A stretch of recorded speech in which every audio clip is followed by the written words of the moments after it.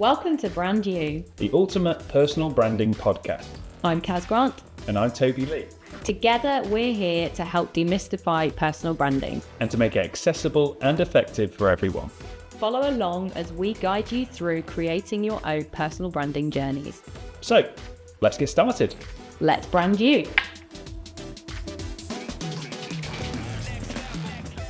Hi everybody and welcome back to the Brand You podcast, proudly sponsored by Sparkhouse. Sparkhouse is a fantastic office space in Lincoln. If you are looking for something with a city centre location, come and check out Sparkhouse today. We'll pop the details below in the show notes.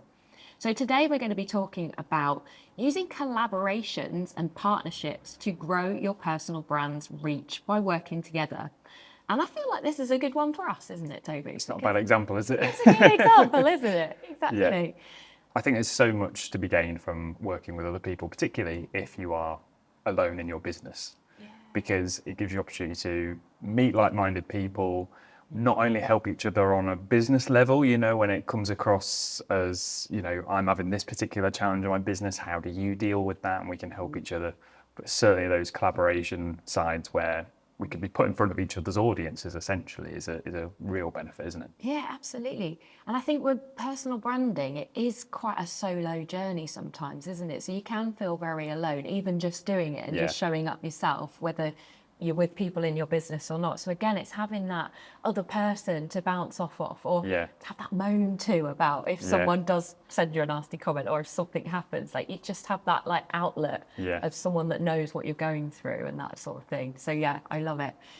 I feel like as well, sometimes when you're on your own, you can only grow trust so much, but when there's like that validation from having another person with you as well, it's like, they must be who they say they are because this other person is also saying that they are how they are. So there's that element. Yeah. It's almost like helping build trust in you and your personal brand, isn't it? Yeah. And that power of association as well of, well, I know person A very well. So if person B is associated with them and they seem to like each other, then I'm going to like person B as well. Yeah. They can't be that bad. Yeah, exactly. Yeah. Well, they must be trustworthy. Yeah, we value each other's perspectives and opinions of people, don't we? Yeah. I mean, it's a bit like when you get referrals, isn't it? You know, I could recommend somebody to you who I've never worked with or paid for their services, but because of the person they are, I really trust them. And therefore, you're probably going to go, you know what, I'll go work with them, go get a quote. Because if Toby thinks they're a decent person, then, you know, and it goes a long way, doesn't it? Yeah, absolutely, yeah. And I think you did send someone my way the other day. And again, I was like, this person's going to be a great fit. We're potentially going to be a great fit for working with each other. I don't know if they are or not, but again, I value your opinion. I value that you maybe know them a little bit and you see something there that would benefit both of us. Yes, yeah. So it's like, let's have a chat and let's see. Yeah. And a lot of the times when I look back through my like previous clients of the last, say, 6 months, and I go, you know, so where have they come from so I can work on future clients and outreach? And a lot of it is like, well, actually, it came from an introduction from that person, and then that person came from a referral of a previous client. And there's all these like little connections that actually, it might not necessarily be my you know, actual marketing efforts to reach new business that has brought them in. It's actually the power of offering an experience and keeping up my personal brand and, you know, making sure that that's as polished and friendly as I want it to be, you know, that people then are happy to be associated with it.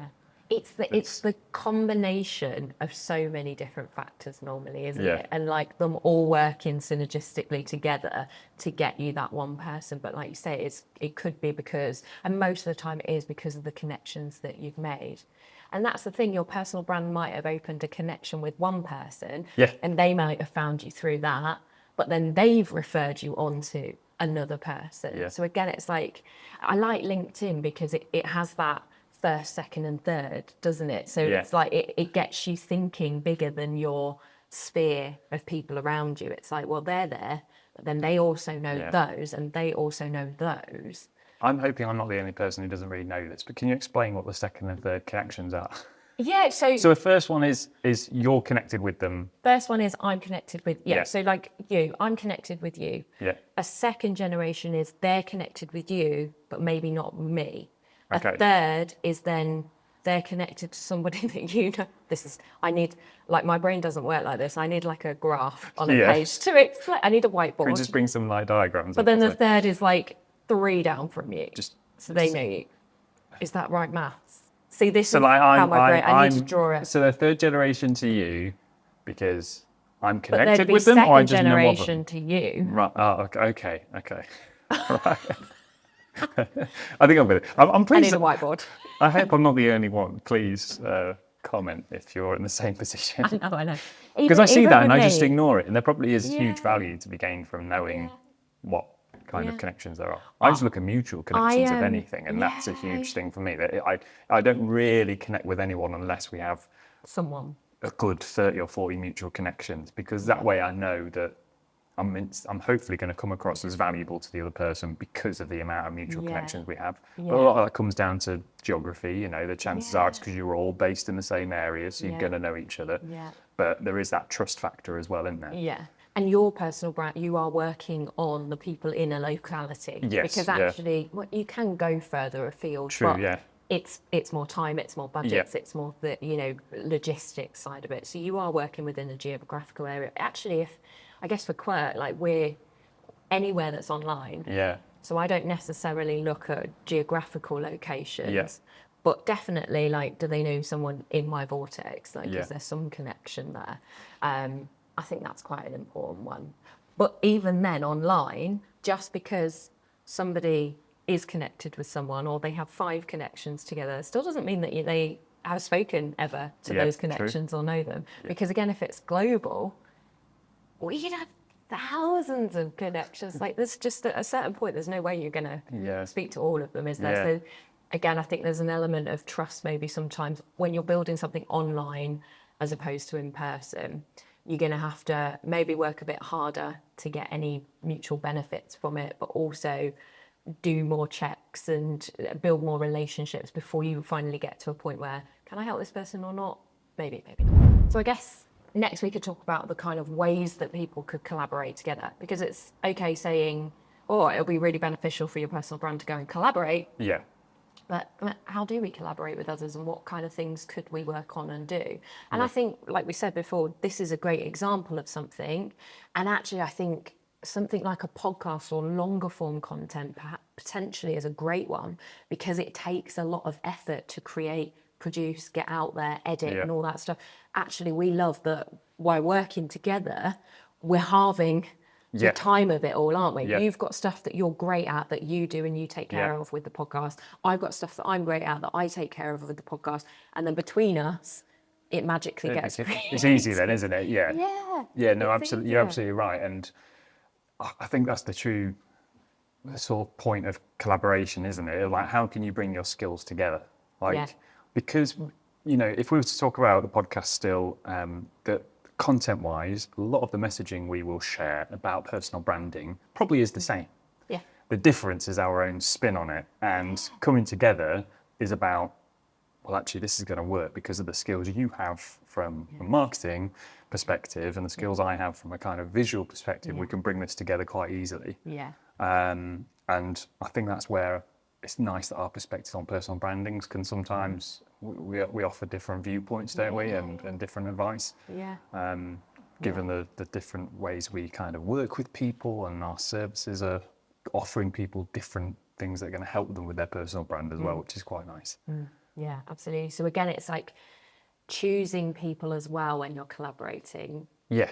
that you're going to have that mutual values with. You don't have to agree completely on absolutely everything, do you? And that's the great thing about collaborations. It's that other perspective. But you have to be able to work together. Yeah. And be able to, again, skill share and bring something to the mix. It would be difficult, I think, for a collaboration or a partnership, especially something like a podcast where, 2 different sides to a podcast, isn't there? There's somebody that you'll collaborate with on one episode. So we have guests in, don't we? We collaborate with those and then we share the message. Yeah. Not too hard to work with because it's a one-off thing. Yeah. We can work together for that hour. We can share it all afterwards all together. pretty seamless. But then there's the collaboration like we're doing, creating a podcast longer term that actually like we've got to work together all the time. Yeah, absolutely. Yeah, yeah. So it It's needs not to just... have that longevity about it, doesn't it? Yeah, And definitely. if you were doing more than me or I was doing more than you and there wasn't an even distribution of the workload or like, you know, it was just too much on one side, I think it would be difficult to maintain that longer term, wouldn't absolutely. It would lead to some sort of burnout and Yeah. it would come to some sort of gradual end, I think, wouldn't it? You know? Yeah. Or a bit of...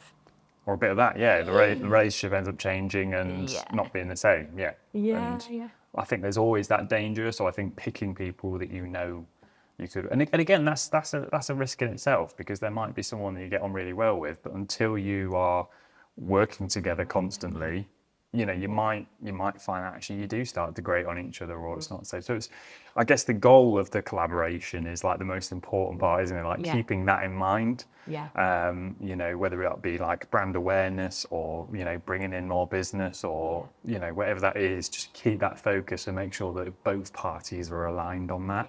Yeah. Because sometimes collaborations come about from, you know, well, you've got a massive following, so will you promote my product for me? Yeah. Yeah, let's do a podcast. You've And got a it's a bit massive lazy. following, I've got a massive following. Yeah. Let's combine. And it's like where, okay, like you chat well, you get on, but what's the, where What does you're this actually mix? offering, What does this and, offer? yeah. How are you going to work together? Do your values align? Are your end goals the same? Yeah. Are they, you know, do you both have the same amount of time to put into it, energy, all of that kind of stuff that it's really just great to get a grasp of and sit down and work out beforehand, isn't it? Yeah. Maybe something we should have done. Should have contracted in. Yeah, These are the terms of working together. We chose to do the jump in and learn as we go. Yes, yeah. Which is doable as well. And actually, It's working so far. Yeah, it's working so far. Yeah, it's season 3. I think we're doing pretty well. But I think you can gauge whether people are going to be all right to work with anyway, can't you? Most of the time, so it's all right. But also, I think the great thing that we have with the collaboration of this as well is that we're both quite, what's the word? Like, not compassionate with it, but empathetic to each other, as in we both understand that this isn't just the one thing that we've both got on. Yeah, that's an important first base to be on, isn't it? Of like this being is on the same page. This is an extra thing. So sometimes you might have work on that takes over that and we need to juggle. Sometimes I might have work on we need to juggle. That's completely fine. Like we don't blow up at each other and go, well, no, you said we were booking in there and that's it and this is all. And, you know, we work together quite well like that, don't we, as well? Absolutely, yeah. So you need someone that can be flexible. Yeah, that understanding's so important, isn't it? Yeah. Yeah. And I guess that, again, that kind of comes into when we're talking about the exchange of skills, that, you know, a good collaboration, a reason for partnering with someone would be that they have something that you can't provide to yourself. Because otherwise you just crack on and do whatever venture it is on your own. Yeah. Whereas the point is I've got this to offer, you've got that to offer that I can't do. So together it's going to be something that's successful. So hopefully that helps like negate those kind of challenges. Yeah, definitely. So I think it's easy for us to talk about collaborations in regards to like podcasting because we are here, we're doing podcasts. If you're not here for that, you're on the wrong, you're on the wrong station. Maybe choose something else. But so that's easy for us to talk about. But there are lots of other ways to collaborate together, isn't there, as well? Like, I think when I look at maybe social media, just for a starter point, like I've collaborated with other people before on going live sometimes. Because again, like to my private audience on Instagram, like I'm building a network marketing business. Like I want others to hear from other people. It's not just my type of people, but do that business. There's a broad spectrum of people. So I want to showcase some of those other people as well and get their views on it. And so I've gone live with other people.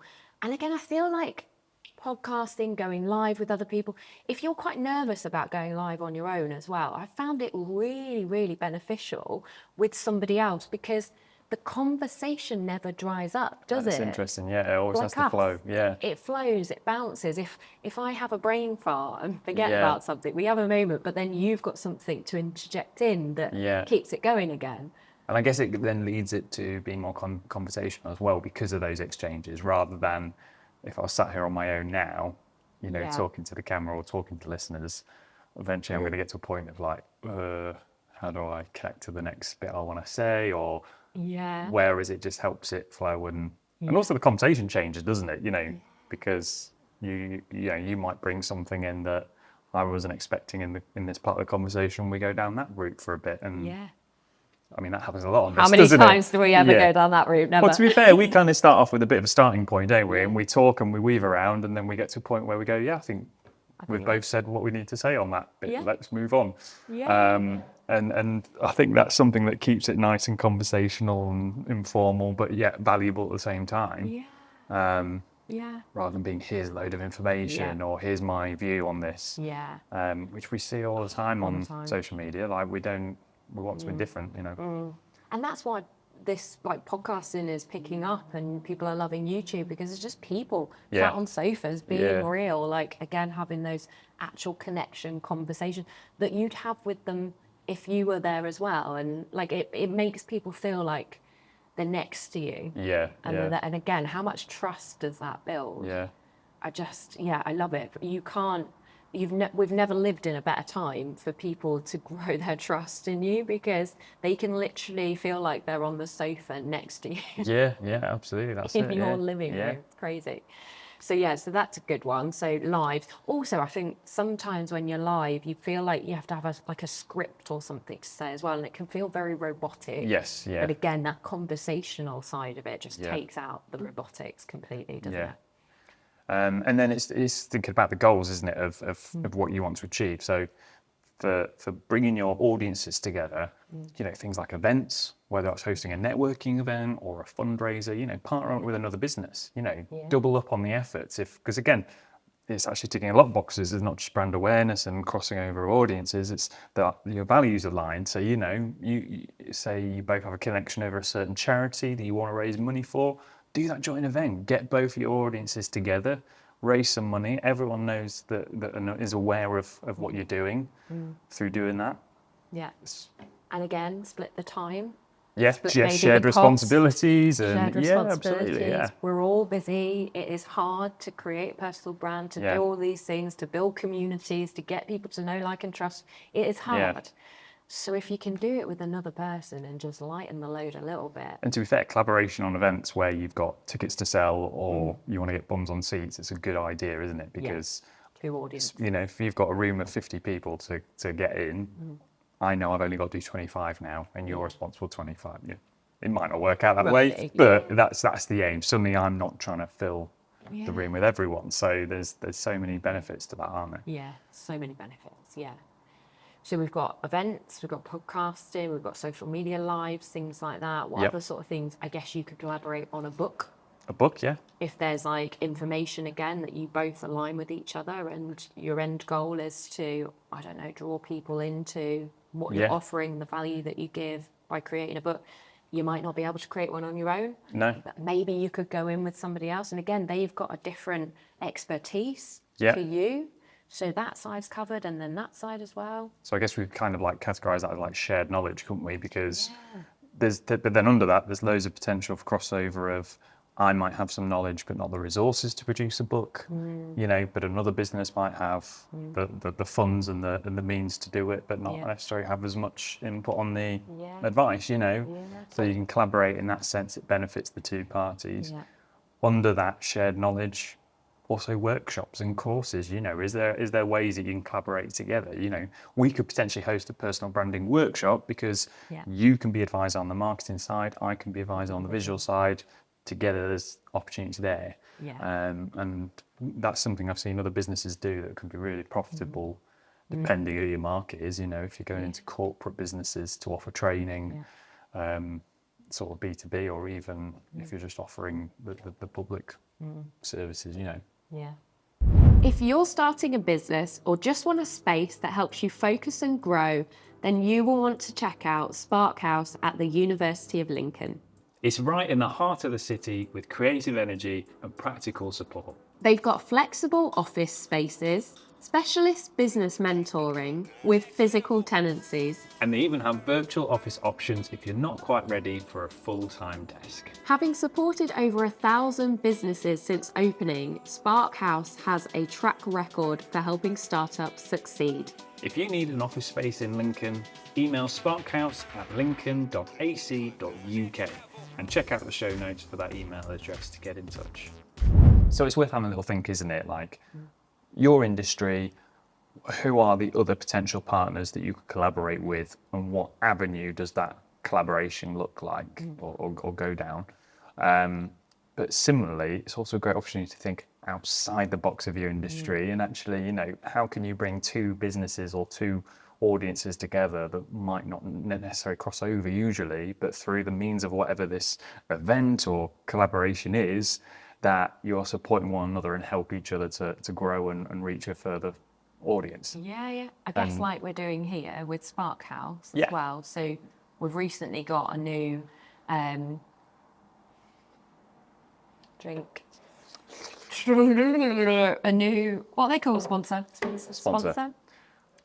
I guess like what we're doing here with Sparkhouse as well. Like we've recently got a new podcast sponsor, Yeah. Sparkhouse. They're not in personal branding. They're an office space in Lincolnshire. Yes, we work here, so there's that tie-in. But actually, again, they're nothing to do with what we do. No. But you thought outside the box and thought, actually, we need a sponsor. Maybe we could help Sparkhouse get more people within the offices, make it more thriving in here again, help them. That then helps us because we get sponsorship money. So then we get to spend that on more podcasting features and things that we get to help us create this because it does cost money to do a podcast. Exactly, yeah. And then there's that win-win, isn't there? Yeah, absolutely. And through that, if we delve a little bit more into that, there's, we've got the shared values in terms of we're offering advice to small businesses and supporting their growth through personal branding, and Sparkhouse want to support businesses, particularly in that early stages, and help them through the growth with their office spaces.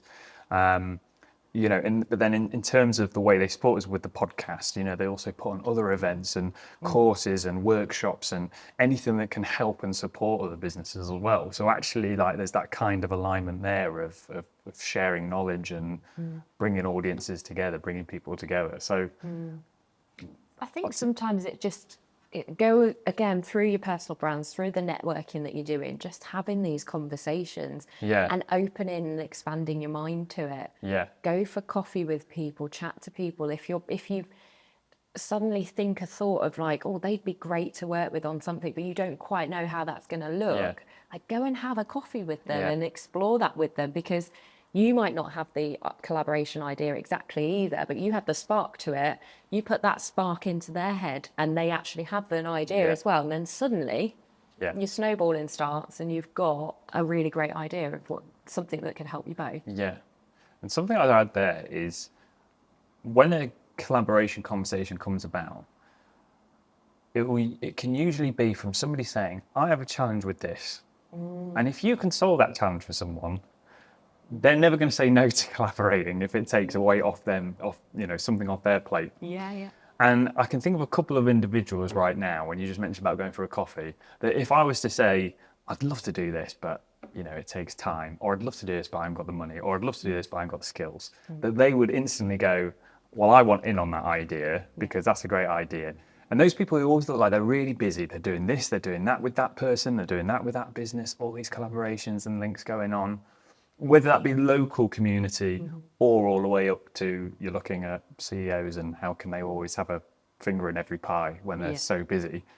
But it is because they're just working with people on collaborations all the time. They're helping each other, and that you only have to have a few of those to then step back and go, wow, there's a real ecosystem being built here where it's all working for itself. You've got that little bit of input of your share, but suddenly the picture is so much bigger than you first thought when you started trying to plan that little idea you have to do a workshop or do a book or and anything you could create on your own, because Yeah. like you say, we're busy. Yeah. You're already busy. You don't want to plan a whole entire thing then yourself. Like Yeah. instantly the barrier's there. You can't physically Yeah. do it. You haven't got the time, you haven't got the money, whatever.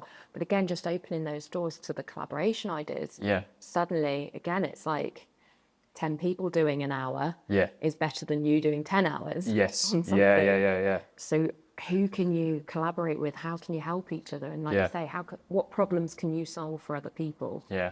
And how can you work together on that? And those kind of longer term collaborations as well are so much more beneficial and valuable than sometimes you might do a little you scratch my back, I scratch your deal, a little like for like exchange. Yeah. And they're great, but they're not ongoing support of each other's businesses.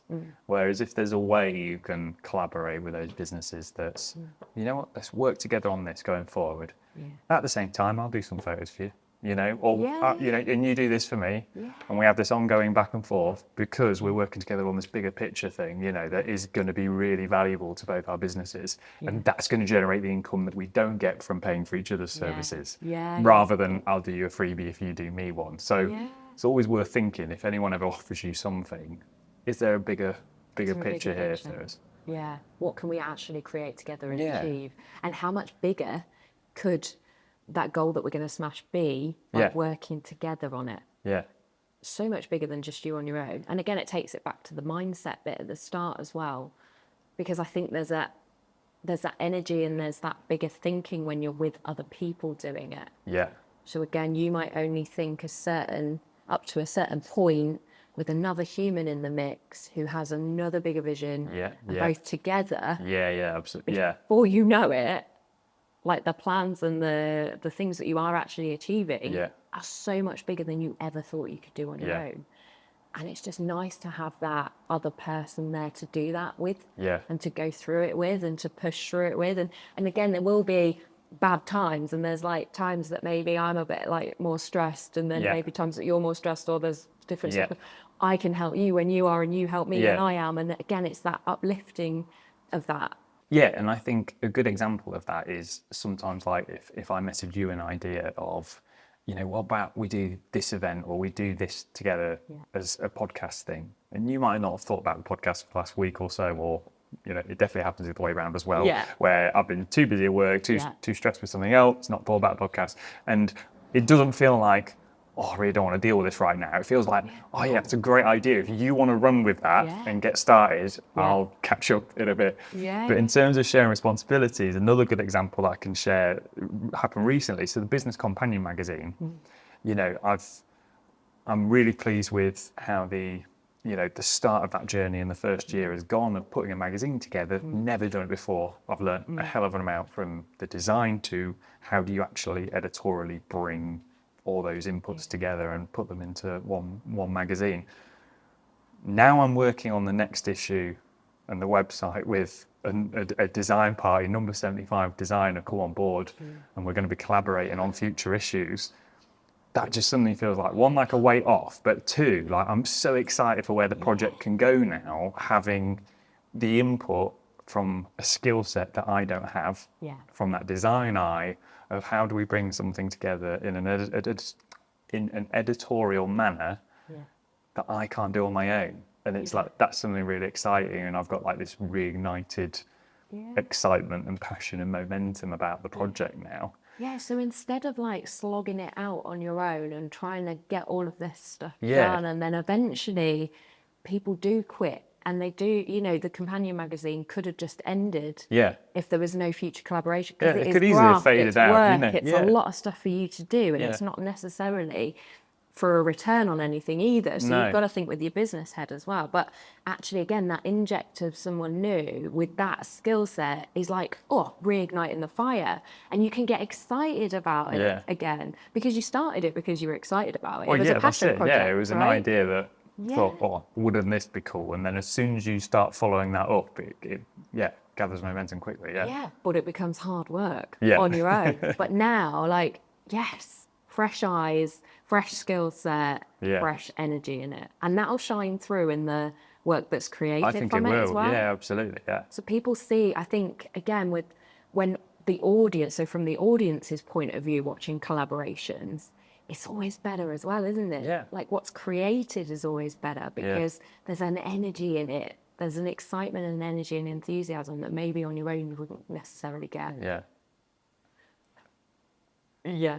I'm just going to add on. Yeah. And then in my own personal interests, collaboration, my favourite collaborations, run clubs and coffee. Run clubs and coffee. Whenever anything like that pops up on Instagram, I'm like, "Oh, I'm about that. I need some of that. They're two things that, you know, coffee and leisure and the social side of it, and you've got running, the social side of it, but the exercise and the health and all those kind of things. They almost kind of like are slightly juxtapose each other if you think about them in isolation, but bring them together. Why not? Like, what a great way of getting people into your coffee shop and getting people down to your run club. And to the run club, people get a healthier, balanced life because of all of it. Yeah. And they get the socialisation as well because that's great for health as well.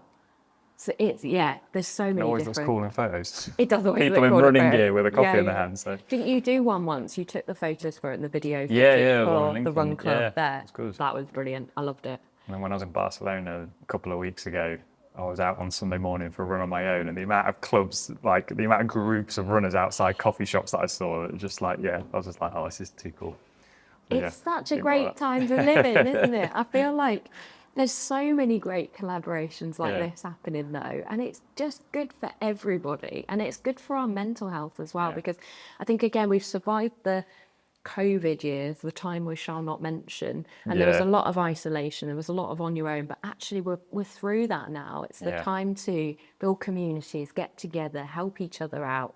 We're in it, we're living that now, so why not create some of these things and do it? Definitely. Why not? So I guess, I know we've just said to, go and grab coffee with people and just open up conversations with them, but I want to be very mindful that sometimes when people approach you about collaborations, because you have something that they can collaborate on or an idea, sometimes it might not quite be a fit for them, or it might not align to what their messaging is or the values that they've got or anything like that. It's nothing personal, but sometimes we've got to be mindful that they could say no to us, couldn't they? Yeah, absolutely. And it's being okay with that. Like, do you know what I mean? It might not align how you hoped it would. They might not view it how they hoped you would. And just take that and pinch yourself. Go find someone else. Go find someone else. Yeah, exactly. They might not be the right fit. You might not be the right fit. But that might then bounce you off to somebody else who is a better fit, who it would be good for. Well, that's it. If anything, thank them. Because, it's if they said no, if they'd have said yes when they really weren't sure, it's probably not going to be a success, is it? So it's thanking them for being honest and being okay, because it's much harder to say no to people, isn't it, than it is to, I find anyway. I'm terrible at saying no to people. I hate it. So on the flip side of that then, I guess, as well, it's from the other point of view of the person who the person wants to collaborate with, you don't always have to say yes to everything either, do you? No, exactly. And that's so important as well, because you can so easily get wrapped up in, I'll do that with you, do that with you, do that with you, and suddenly you haven't got time to actually push the business forward in the way you want to, because you're working on all these things with other people. Whilst it can be beneficial, it's just trying to remind yourself, what are the goals of doing this? Like, make sure it is still in your best interests, I think is the best way to do it, isn't it? And a no doesn't mean a no forever. It just means at that period of time, it doesn't align with everything, or it doesn't quite fit, you can't quite achieve it all or say yes to it. But actually, again, a year down the line, 2 years down the line, business changes, you change, something happens. Oh, they're the right person again now. Let's get back in touch and see if they fancy doing it then. So it doesn't have to be a no forever either. Yeah, and I think sometimes it can be because you maybe don't know the person as well as you think you do, or the relationship's just not quite there yet, that there's that trust that, if somebody would say to me, would you contribute some services on this collaboration for free, in the hope that it puts me in front of their audience, whatever it is. If I already know them, I'm not going to say yes at this point, because it's a big commitment for potentially no reward.